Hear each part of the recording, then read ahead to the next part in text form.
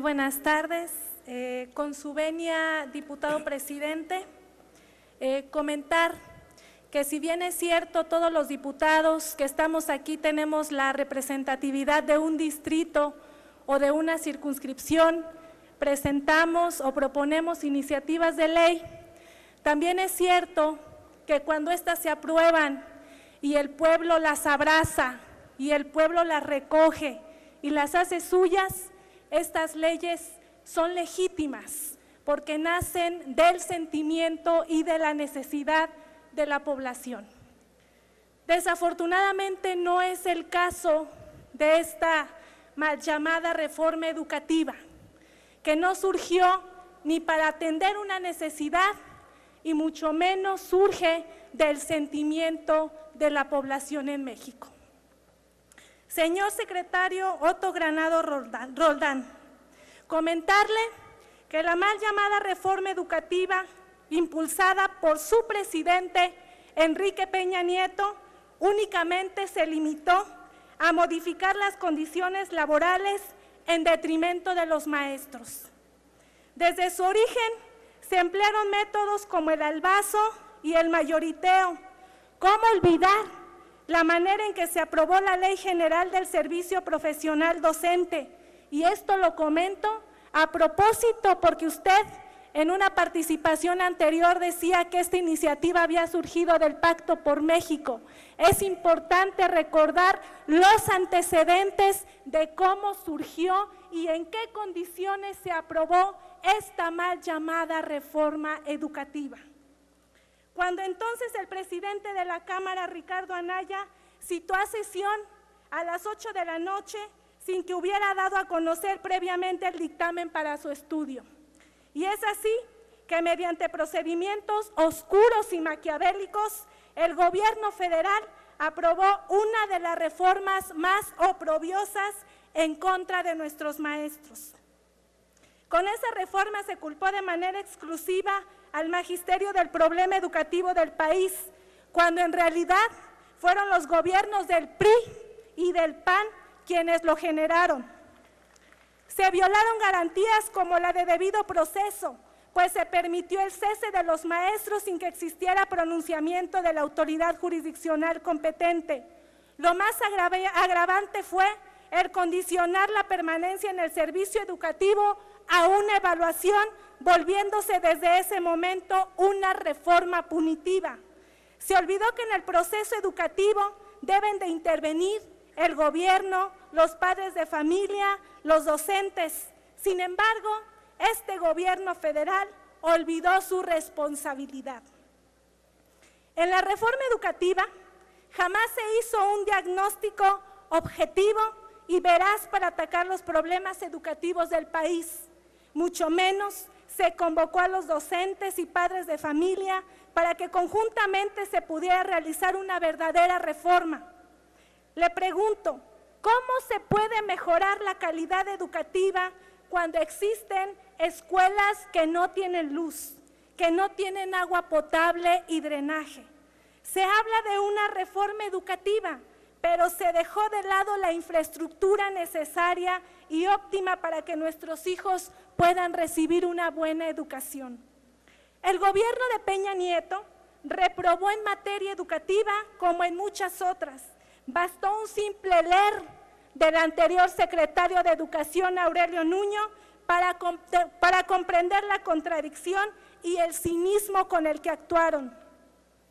Jamás se realizó un verdadero estudio sobre los métodos, técnicas, estilos y procedimientos de aprendizaje de nuestros hijos, así como los correspondientes contenidos educativos. En ese sentido, Noam Chomsky decía que el propósito de la educación es mostrar a la gente cómo aprender por sí mismos. El otro concepto de la educación es adoctrinamiento. Efectivamente, para el gobierno de Peña Nieto, la educación del país es vista como un simple adoctrinamiento y a sus maestros como un gremio al cual someter.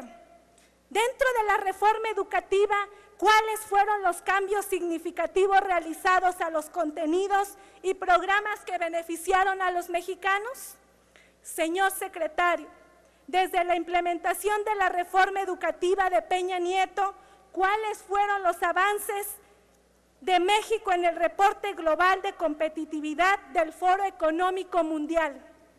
Señor secretario, ¿cuáles son las causas del fracaso educativo y cómo se les ha afrontado? Por sus respuestas, muchas gracias. Tiene la palabra el ciudadano Otto Granados, hasta por 5 minutos. Gracias, presidente, y con su venia. Bueno, evidentemente hay temas con los que no estoy de acuerdo. En el tema de infraestructura escolar ya lo he reiterado, hay avances muy considerables del programa de las escuelas al 100, ya medidos de manera porcentual. El último informe del INEE presentado ante esta Cámara así lo reconoció como la inversión más importante en los últimos 50 años.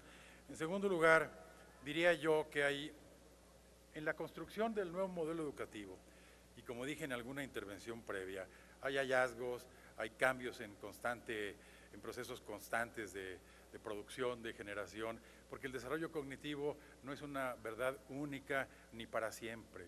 Hay nuevos descubrimientos, nuevos hallazgos, nuevas prácticas, nuevas innovaciones en ese sentido. Y lo que el nuevo modelo educativo hizo fue reconocer un poco cuáles son los principales retos y desafíos en un mundo tan complejo como el del siglo XXI. ¿Cómo vamos a preparar a nuestros niños para que puedan lidiar en un mundo abierto, global, con la emergencia de fenómenos nuevos como la inteligencia artificial, como la robótica, como el manejo de datos a gran escala? Modelos educativos siempre han existido, pero recuerden ustedes el que había hace apenas 8 o 10 años, que era un volumen inmanejable de contenidos, digamos, equivalentes al tamaño del Estadio Azteca, con una profundidad de menos de medio milímetro. En estos tiempos eso sencillamente no funciona, y no funciona porque el cambio y el conocimiento se está prácticamente duplicando cada 5 años o menos. Por lo tanto, teníamos que reformular, reconfigurar ese nuevo modelo educativo a partir de 3 grandes componentes: el entorno social y natural, las habilidades socioemocionales y los aprendizajes clave o curricular, que le den al alumno el perfil de egreso que se quiere en cada uno de los niveles, o que introduzca innovaciones como esta que acabo de mencionar de las habilidades socioemocionales, que hasta donde yo recuerdo es la primera vez que existe en un modelo educativo de esta naturaleza. Evidentemente tenemos puntos de vista distintos, pero me parece a mí que estamos ante la oportunidad de una construcción que nos permita recoger lo bueno de esta reforma con las innovaciones, cambios, mejorías que puedan hacerse en el futuro. Aprovecho la oportunidad, se me preguntaban los datos de Jalisco y de Nayarit en la promoción, las plazas, etcétera. Déjeme informarle a la diputada que en la primera quincena de octubre Jalisco tenía 20.587 plazas vacantes y Nayarit tenía 1.733. ¿Por qué no las han puesto todas a concurso, etcétera, etcétera? Habría que preguntarle a las autoridades educativas estatales.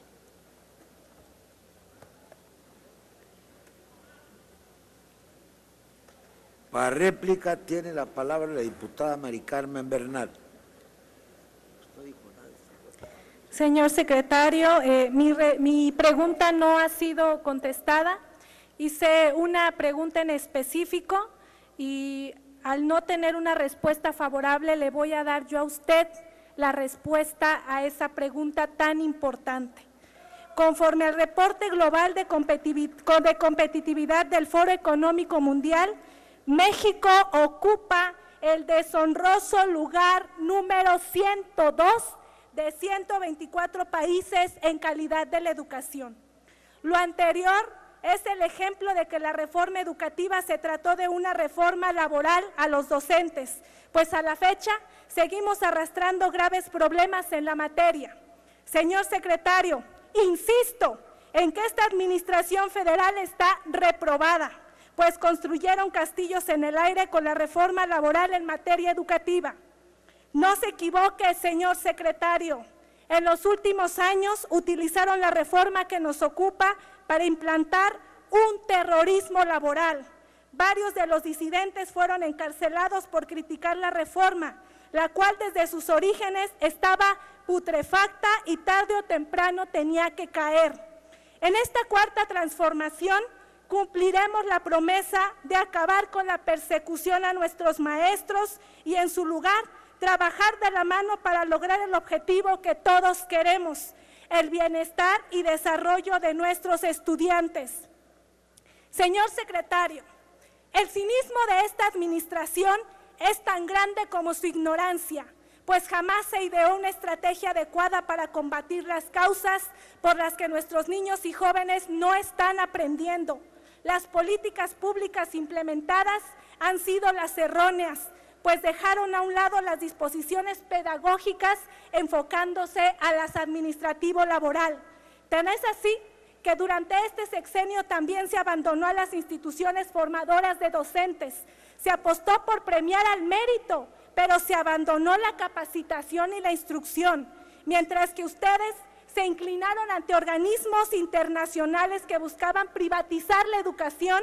En esta cuarta transformación trabajaremos por tener una educación pública y gratuita como lo marca nuestra Constitución. Es cuanto, diputado presidente. Gracias. Muchas gracias.